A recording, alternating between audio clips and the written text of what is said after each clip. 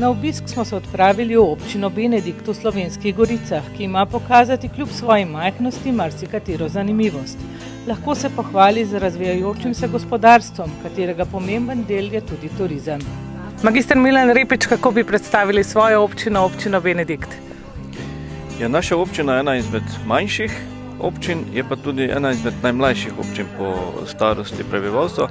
Smo tipična slovenjegoriška občina, majhna, razgibana, večina občine leži na nadmorski višini 240 do 280 metrov, najvišji vrh je 318 metrov.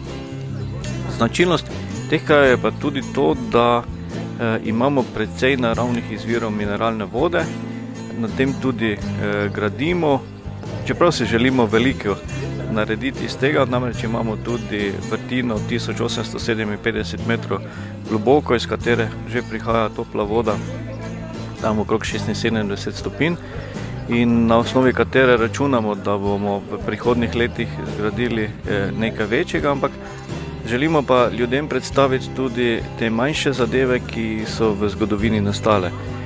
Ravno na tem kraju, ko se sedaj nahajava, je značilna gotska cerkev iz leta 1521, tudi mežnarija je zraven, za katero mi pravimo, da je slovenjegoriška katedrala in ponuja velike možnosti razvoja romarskega turizma.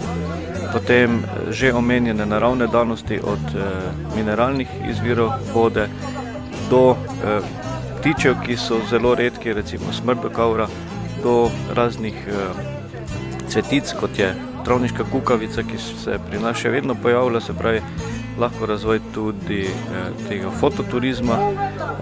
Skratka, na majhnem prostoru imamo kar nekaj zanimivosti, med drugim tudi mir, neokrnjeno naravo, ki je zelo pogrešana, in v tem zvezi povezane tudi že izoblikovane poti, od naravoslovne učne poti do kolesarskih poti, do tudi kmečke poti, tako da mislim, da lahko zapolnimo dan vsakemu obiskovalcu, da se tu naužije, kot sem že omenil, miru, lepot narave in pa na koncu tudi dobro poje, kajti tudi gostince imamo dobre.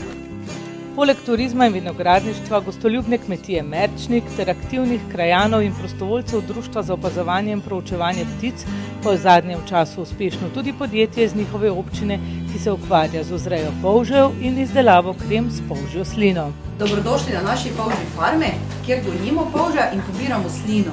Evo ga primeš, pa ga tek malo, ne, in ga tu s palčko, samo on ima ful mišice, zdaj pa je pač, kako bi rekla, ne, pa ga tu poškečkaš s palčko.